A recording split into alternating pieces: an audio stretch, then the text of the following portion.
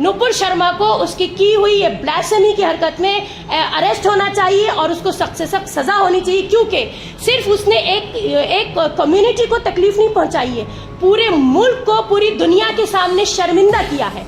इतनी शर्मिंदगी का हमको जो सामना करना पड़ा है, कायदे से बीजेपी गवर्नमेंट में बैठे हुए मोदी जी को फिल वक्त रिजाइन कर देना चाहिए, अगर वो महसूस कर रहे हैं कि उनके अंदर जरा सी भी शर्म बची है तो। नुपुर शर्मा को तो हम कहेंगे वो सब्सिडरी एजेंट है, मेन एजेंट कौन है? किसने इतनी ताकत दे दी, किसने उनको इतना बैकअप दे दिया जिसके कहने पर उन्होंने आके खुलेआम नेशनल टीवी पे इस तरह के गंदे और फ्रिंज किस्म की उन्होंने हरकत करी है?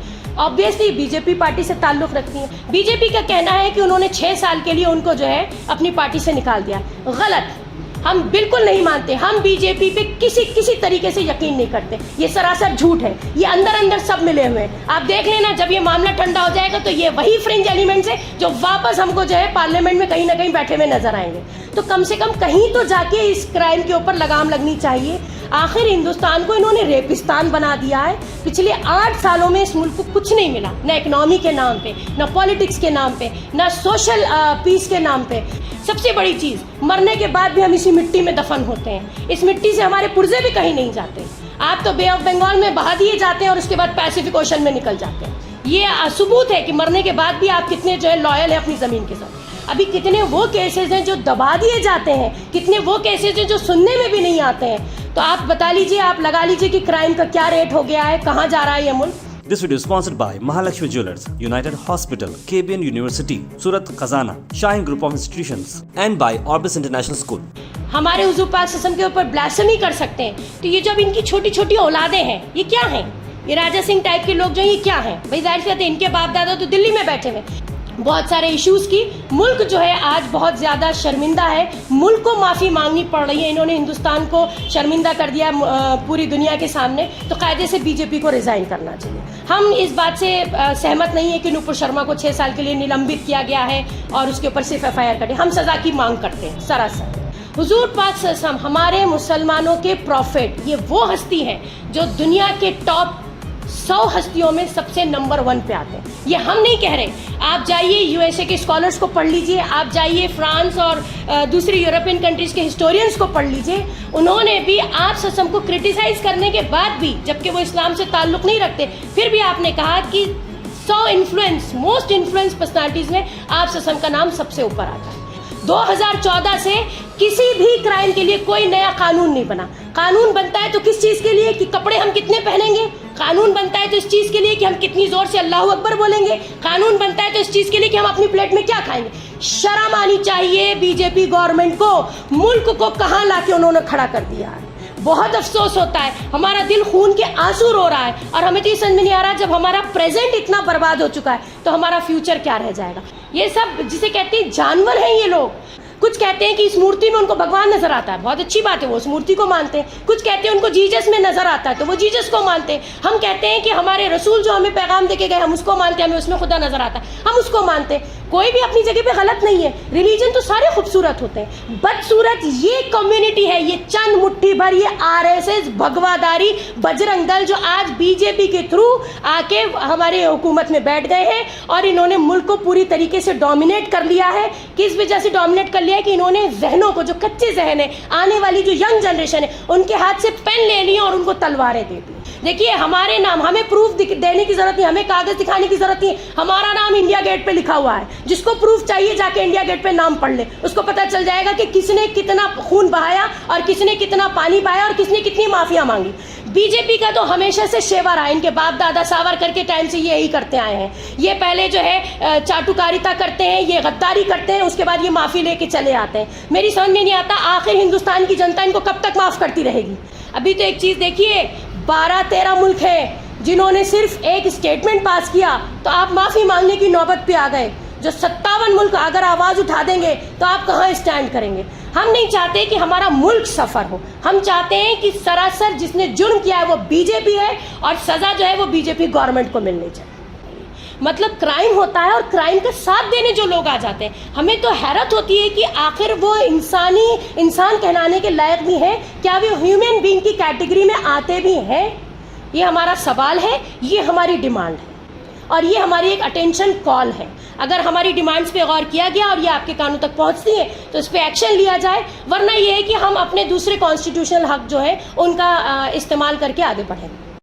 बिस्मिल्लाहिर्रहमानिर्रहीम, नहमदु व नुसल्ली अला रसूलिल करीम व अला आलिहि व अस्हाबी व ज़ुर्रियाति अजमईन।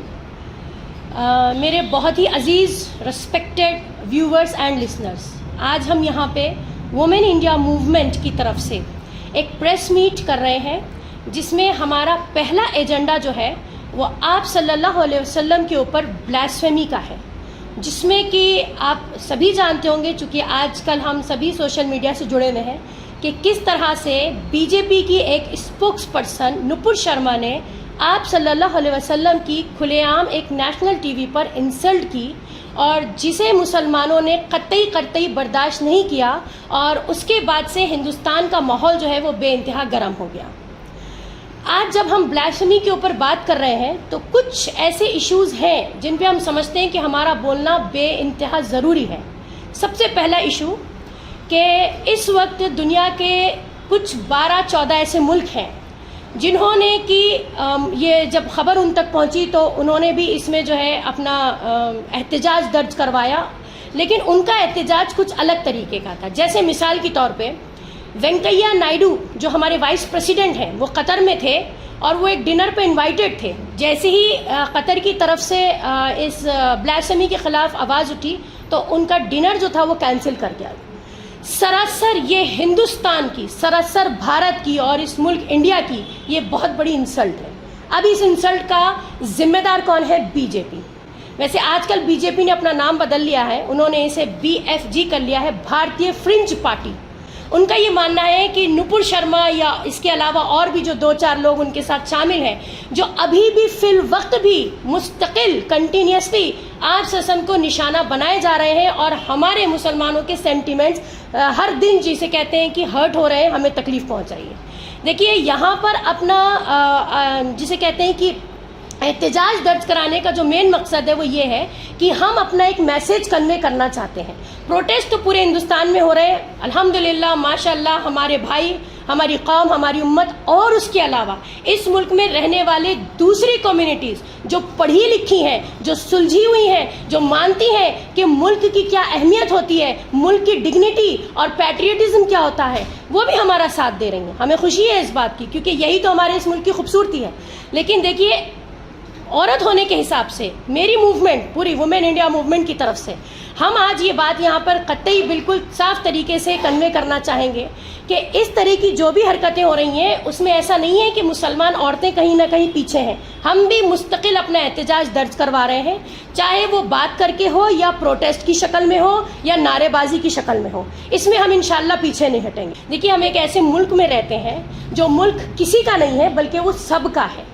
आज जिस तरीके से वायलेंस करा जा रहा है, जिस तरह से हेट्रेड फैलाई जा रही है, और इंतहाई हो गई। अब तक ये हो रहा था कि मुसलमानों के घरों पे बुलडोजर चल रहे हैं, लिंचिंग हो रही है, मर्डर हो रहे हैं, यहाँ तक कि मुस्लिम लड़कियों को निशाना बनाया गया, उनके गैंग रेप भी हो रहे हैं, उनके साथ भगवा लव ट्रैप भी चलाया जा रहा है। काफ़ी चीज़ें थी जिसके ऊपर हम खामोश रहे, हमने शांति बनाए रखी, क्योंकि जितनी मोहब्बत मुसलमान अपने मुल्क से करता है कोई दूसरी कौम अब तक इसका सबूत नहीं देती। तो सबसे पहले ये कि नुपुर शर्मा का जो बयान आया और उसके बाद जो बाहर की दुनिया में हड़कंप मची, किस तरह मुस्लिम देशों ने इसके खिलाफ जो है अपने एहतजाज दर्ज करवाए, यहाँ तक कि बायकॉट शुरू हो गया है इंडिया का बाहर के मुल्कों में। तो बीइंग ए इंडियन मुस्लिम हमें ये चीज़ तकलीफ दे रही है। हमारे कई ऐसे लाखों लोग हैं जो बाहर काम कर रहे हैं, जो पढ़ रहे हैं, वो निशाना बनाए जा रहे हैं। हम इकोनॉमिकली जिसे कहते हैं ऑलरेडी डूबे हुए थे, और अब इसके बाद से, इस स्टेटमेंट के बाद से हमें और ज़्यादा परेशानियों का सामना करना पड़ा। तो ये बड़ी शर्म की बात है। बहुत से अभी ऐसे लोग हैं जिन्हें हम गोबर भक्त भी कहते हैं, they are urine drinkers and shit eaters, कि वो साथ दे रहे हैं नुपुर शर्मा का, ये कह के कि कतई जो नुपुर शर्मा के साथ हो रहा है वो गलत है। और उससे क्या हो रहा है कि वायलेंस जो है वो थमने का नाम नहीं ले रहा। अब आप देखिए कि कानपुर में बहुत पीसफुल तरीके से हमारे लोग प्रोटेस्ट कर रहे थे। प्रोटेस्ट हमारा कॉन्स्टिट्यूशनल हक है, मरते दम तक हमसे ये कोई छीन नहीं सकता। हम इस मुल्क में जो इतना स्ट्रगल कर रहे हैं, बेसिकली हम कॉन्स्टिट्यूशन को बचाने की लड़ाई लड़ रहे हैं। तो पीसफुल तरीके से प्रोटेस्ट करने वालों को जो है पत्थरबाजी की गई, और उसके बाद जब ये वायलेंस बहुत ज़्यादा भड़क गया तो उसमें गिरफ्तारी भी जो है वो उन्हीं लोगों की हो गई जो बेचारे कतई किसी तरीके से किसी क्राइम में शामिल नहीं थे। तो आप ये देखिए कि नाइंसाफ़ी की हद कितनी दिन ब दिन बढ़ती जा रही है, यानी कि हम ही जो है मजलूम भी हैं और हमें ही जालिम भी ठहरा दिया जा रहा है। ये बहुत तकलीफदेह बात है।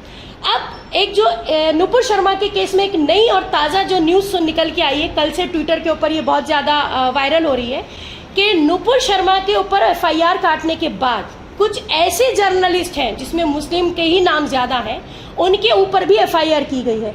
अब यहाँ पे जो है मकाम समझ में नहीं आता कि हम रोएं या हम हंसें। जर्नलिस्ट के ऊपर किसी तरह का एफआईआर काटना कोई रीज़न नहीं बनता है। यानी नाइंसाफ़ी की हद ये देखिए कि जिन लोगों ने आवाज़ उठाई, जिन लोगों ने इस वायलेंस की शिकायत करी कि भाई ये गलत हो रहा है, इसे रोकना चाहिए, आपने उनको उल्टा कटघरे में खड़ा कर दिया, उनके खिलाफ एफआईआर काट दी। तो जितने भी जर्नलिस्ट हैं, और वो बेहतरीन जर्नलिस्ट हैं, मैं नहीं कहती हूँ, आप सोच रहे होंगे कि मेरी कम्युनिटी के शायद इसलिए मैं ये कहना चाहूँगी कि वो बेहतरीन है। आप दूसरे लोगों से पूछ लीजिए जो कंट्री के इंटेलेक्चुअल्स हैं। मैं यहाँ पे बात उन लोगों की कर रही हूँ, मैं यहाँ पे उन लोगों को इंक्लूड कर रही हूँ जो इंटेलेक्चुअल्स हैं, पढ़े लिखे हैं, सुलझे हैं, और जो ह्यूमन काइंड और ह्यूमन बीइंग की कैटेगरी में आते हैं। मैं वल्चर से, मैं बीस्ट से और मैं अंधभक्तों से कतई बात नहीं कर रही हूँ। तो हमारा पैगाम जो है हमारी देश में रहने वाले उन साउंड लोगों से है, पीसफुल लोगों से है, जो कंट्री की साख बचाने में लगे रहते हैं। तो ये बेचारे जिनका एफआईआर में नाम काटा गया, इनका नाम फ़ौरन वापस होना चाहिए, ये कतई बर्दाश्त नहीं किया जाएगा। और ये आज का जो स्टेटमेंट हम दर्ज करा रहे हैं, आज की जो प्रेस मीट हम कर रहे हैं, देखिए ये एक अटेंशन कॉल है। हम आपको बता दें, अगर इस अटेंशन कॉल के बाद हमें लगता है कि चीज़ें अपने हिसाब से चल रही हैं, नाइंसाफ़ी अपने रॉ पे जा रही है, तो फिर मजबूरन हमें कोई दूसरा रास्ता अपनाना पड़ेगा। हम कोई सख्त एक्शन लेंगे, और हम वही एक्शन लेंगे जिसका हमको जो है मतलब कि कानून में रहते हुए जिसका हमें कॉन्स्टिट्यूशन ने हक भी दिया और हमें परमिशन भी दी। तो यहाँ तो बात हो गई नुपुर शर्मा की, और नुपुर शर्मा से जुड़े हुए बहुत सारे इश्यूज़ की। मुल्क जो है आज बहुत ज़्यादा शर्मिंदा है, मुल्क को माफ़ी मांगनी पड़ रही है। इन्होंने हिंदुस्तान को शर्मिंदा कर दिया पूरी दुनिया के सामने, तो कायदे से बीजेपी को रिज़ाइन करना चाहिए। हम इस बात से सहमत नहीं है कि नुपुर शर्मा को 6 साल के लिए निलंबित किया गया है और उसके ऊपर सिर्फ एफआईआर कटे। हम सज़ा की मांग करते हैं सरासर। उसके बाद दूसरा मुद्दा जो है वो यहाँ पे ये है कि जिस तरह से कानपुर वायलेंस हुआ, कोई एक ऐसी वीडियो नहीं है जो वायरल ना हुई हो, जो लोगों तक ना पहुंची हो। यानी कि जाहिल से जाहिल जो है वो भी वीडियो देख रहे हैं और वो भी समझ रहे हैं कि वायलेंस करने वाले कौन है और वायलेंस बर्दाश्त करने वाले कौन है। मुस्तकिल एक पर्टिकुलर कम्युनिटी को निशाना बनाया जा रहा है। आप देखिए कल आपके कोल्लार में, कर्नाटका में क्रिश्चियंस को निशाना बनाया गया। एक बहुत बड़ा स्टैचू था जीसस का, जिसे तोड़ दिया गया और घुस के नन्स को मारा गया। उसके बाद हमारे कुछ क्रिश्चियंस प्रीस्ट थे, उनको उनके घरों में जाके मारा गया। बात हिंदू मुस्लिम क्रिश्चियंस की हरगिज नहीं है। बात यहाँ पे क्या है, आरएसएस वर्सेस कॉमन सिटीजन।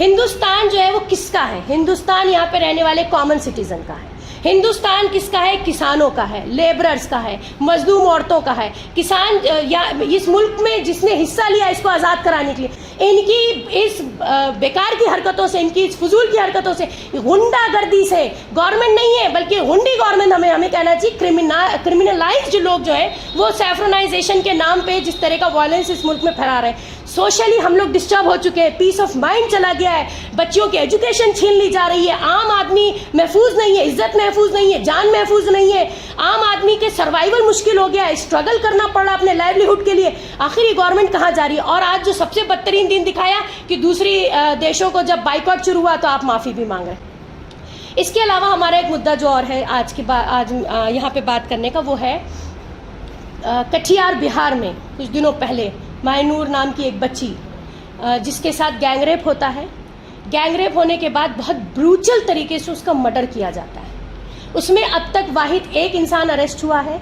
जिस घर में उस बच्ची के साथ ये ज्यादती हुई थी, वहाँ के 1-2 शायद लोग हैं, उनमें कोई एक फीमेल मतलब के पर्सनालिटी भी हैं जिनके खिलाफ एक्शन हुआ। एक्शन में क्या हुआ है कि सिर्फ बहुत ही टेम्परेरी और फॉर्मेलिटी के तौर पे एक गिरफ्तारी हुई है। देखिए इस मुल्क में हर दिन क्राइम का रेट बढ़ता जा रहा है, हर 16 मिनट पर एक रेप होता है।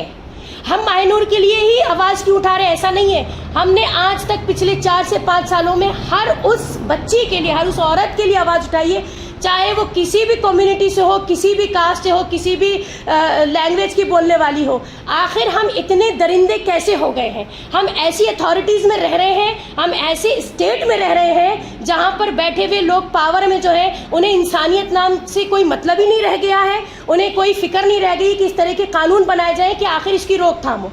अब ये कहा जाता है, जो गोबर भक्त हैं वो हमसे ये बहस करते हैं कि और भी मुल्कों में क्राइम होता है। ठीक है, क्राइम होता है, लेकिन क्राइम को रोकने के लिए कानून भी तो बनता है। ये वो मुल्क हो गया है जहां बिल्कुल जंगल राज है। इस गवर्नमेंट को पावर से हटाना बहुत ज़्यादा ज़रूरी हो गया है। ऐसी वल्चर गवर्नमेंट हमको नहीं चाहिए, कतई नहीं चाहिए। बहरहाल उस माहिनूर के लिए अभी तक हमको कोई सेटिस्फैक्ट्री एक्शन सुनने में नहीं आया। हमारी और हमारी मूवमेंट की ये बहुत स्ट्रिक्ट एक डिमांड है कि नीतीश कुमार तुम शर्म करो, है तुम्हें जिसे कहते हैं कि गैरत आनी चाहिए। इस तरह के बिहार में जो केसेस होते हैं, अभी 2-4 लिंचिंग के केसेस भी बहुत दर्दनाक सुनने को आए, और आप ये देखिए कि ये तो वो केसेस की बात हम कर रहे हैं, उन केसेस के लिए हम आवाज़ उठा रहे हैं जो हम सुनते हैं।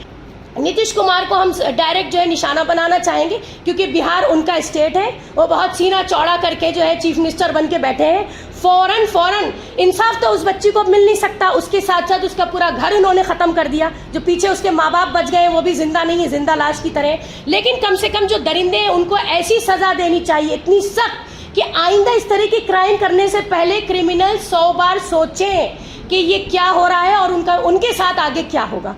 देखिए, एक बात सुने, जब बाप दादा जो बैठे हुए हैं पावर में, वो सीधे सीधे पूरी एक कम्युनिटी को बगैर डरे, बगैर हिले, ये जो बच्चे आ गए हैं छोटे छोटे, इनको मौका मिल गया है। ये सब कुछ जो कुछ भी हो रहा है, चाहे वो ज्ञानवापी मस्जिद को ले लीजिए आप, चाहे वो आप अजमेर की दरगाह को ले लीजिए, ये लोग क्या है, ये खुद कोई रिलीजन में बिलीव करने वाले लोग नहीं हैं। मैं आपको बताऊँ, सुनिए, अगर आप हिस्ट्री की किताब उठा लें, स्टेट की किताब, स्टेट बोर्ड की किताब उठा लें, ज़्यादा दूर जाने की नहीं, आपकी कर्नाटका की 9-10 की स्टेट बोर्ड की किताब उठा लें, 8 की किताब उठा लें, तो मैं आपको बताऊं, दयानंद सरस्वती, राजा राम मोहन, ऐसे कितने सारे रिलीजियस रिफॉर्मर, सोशल रिफॉर्मर्स हैं जिन्होंने सिर्फ एक ही बात प्रीच की इंडिया में कि give respect, do respect for all religions. ठीक है, ये अपने आप को कहते हैं ना, हम आर्यन समाज हैं, हम ब्रह्मो समाज हैं। ज़रा उस समाज की टीचिंग्स को पढ़ लें। मैं आज ही ये चैप्टर स्कूल में पढ़ा के आ रही हूँ 8वीं के बच्चों को, इत्तेफाक की बात है। उसमें उन लोगों ने एक ही प्रीच किया है, एक ही टीचिंग दी है कि जब तक हम दूसरे रिलीजन्स को रेस्पेक्ट नहीं देंगे, हम खुद अपने आप को रिलीजियस नहीं कह सकते। अब ये ऑरेंज कलर का वो भगवा पहन के या ऑरेंज कलर का एक झंडा लेके अगर आप लोग समझते हैं कि ये किसी पर्टिकुलर कम्युनिटी के, तो नहीं, ये किसी कम्युनिटी के नहीं है, ये सब वाइल्ड लाइफ है। तो सरासर हम तो देखिए, एक बात सुनिए, राजा सिंह है या इस तरह के अला बला बत्तर, दिन रात अब तो बहुत सुनने में आएगा, क्योंकि इनको हवा मिल रही है। ये गवर्नमेंट से बैकअप किए हुए लोग हैं, ये यूं ही उठ के नहीं आ गए हैं। तो इनको लगता है कि इनके पीछे बड़ा पावर है और उसमें ये जोश में आके जो है अपने होश खो रहे हैं, कुछ भी बोल रहे हैं, तो इनको भी इनकी ड्यू जगह दिखा दी जाएगी। अभी नुपुर शर्मा के साथ जो हुआ है, अभी तो हुआ नहीं है, अभी तो सिर्फ चल रहा है मामला कि क्या होगा। कल हमारे जो दोवल हैं, जो डिफेंस के हमारे फॉरेन कंट्रीज़ में जो रिप्रेजेंटेटिव हैं, उन्होंने भी कह दिया है कि जब वो फॉरेन कंट्रीज़ गए तो उनको जिस तरह की शर्मिंदगी का सामना करना पड़ा, आप सोचिए। तो उसके बाद वहाँ से शर्मिंदा होकर लौटे तो उनको इतनी खलबलाहट थी, उन्होंने कह दिया सख्त से सख्त कार्रवाई होनी चाहिए नुपुर शर्मा के खिलाफ। तो उनको ही लोगों ने ट्रोल करना शुरू कर दिया, अरे वो तो खुद बीजेपी के हैं। तो ये कैसी कौम है आप देखिए, ये कैसी मुट्ठी भर कम्युनिटी है, इसको हम कोई नाम नहीं दे सकते। हम इनको हिंदू नहीं कहते, क्योंकि हिंदूज बहुत अच्छे साउंड पीसफुल लोग होते हैं। हिंदूज जो है वो राम को मानने वाले लोग हैं, हिंदूज तो कृष्ण भगवान को मानने वाले लोग हैं। हम उनको कतई कुछ नहीं कह सकते, हम इज्जत करते हैं हर क्रिश्चियन की, हर हिंदू की, हर बौद्ध की, हर जैन की जो इस मुल्क में रहता है। ये जो मुट्ठी भर लोग आ गए, इनका ताल्लुक किसी रिलीजन से नहीं, ये एक्चुअली टेररिस्ट है, ये टेररिस्ट है, ये टेरर दिखा के इस मुल्क में हुकूमत करना चाहते हैं और कुछ नहीं। नुपुर शर्मा, मैंने आपसे पहले ही कहा, जो उसको सपोर्ट कर रहे हैं, इनको हमने कहा ना, दे आर शिट ईटर्स, मतलब हम फेडअप हो गए इन लोगों से। और ये ज़्यादा नहीं है, अभी आप देखिए एक ट्रेंड चला दिया, बायकॉट कतर एयरवेज। मुझे एक बात बताइए, जिन लोगों ने ट्रेंड चलाया बाय गॉड, ये 1.5 लाख लोग जिन्होंने ट्विटर पे ट्वीट किया होगा, ये सारे सड़क छाप हैं, ये सारे रिक्शा पुलर्स हैं। इनको ये भी नहीं मालूम है कि ट्रेन में स्लीपर का टिकट लेके चढ़ना है। ये सब जनरल डिब्बे में टॉयलेट के पास बैठ के सफ़र करने वाले लोग हैं। ये कहते हैं कि बाइकआउट कतर एयरवेज। अच्छा, बाइक करवाना, मैं तो कहती हूँ बीजेपी को चाहिए अपने जितने अंधभक्त हैं इन सबको जेल में डालो। जितने ऐसे वल्चर चैनल्स चल रहे हैं और जो डिबेट करते हैं इन चैनल्स पे बैठ के, जाहिल बिल्कुल इलिटरेट लोग, कोट पैंट पहन के बैठने से मुझे बताइए कि क्या आप बताएंगे कि कोई लिटरेट हो गया? आप कह सकते हैं कि ये कोट पैंट और टाई लगाए में तो ये पढ़े लिखे हो गए? नहीं, पढ़े लिखे होने के लिए जब जुबान खुलती है तो लॉजिक से बात करना ज़रूरी होता है। मैं यहाँ पे एक बात और भी कहना चाहूँगी, मेरी कम्युनिटी के वो लोग जो रेंटेड हैं और इन वल्चर चैनल्स पे चले जाते हैं, 5-5 हज़ार रुपये मिलते होंगे, भाई हमसे ले लो, मगर खुदा के वास्ते इज्जत मत बेचो।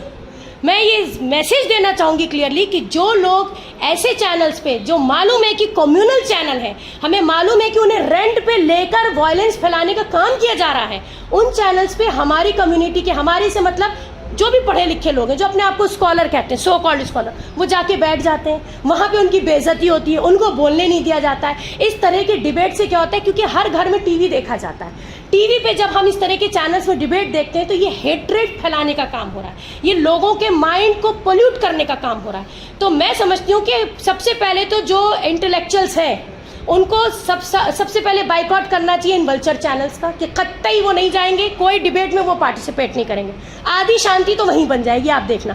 क्योंकि जो ये बिके हुए जो जर्नलिस्ट, ये एडिटर्स या जो बैठे रहते हैं चैनल चलाने वाले, जब उनकी दुकान बंद होगी तो आप देखना एक सन्नाटा छा जाएगा मुल्क में, एक बड़ी शांति हो जाएगी। सबसे पहले इनको जो है रोकना वो बहुत ज़रूरी है। मेरी बात ये समझ में नहीं आती है कि हर बार मूर्ति जो वो किसी मस्जिद में ही क्यों निकल जाती है।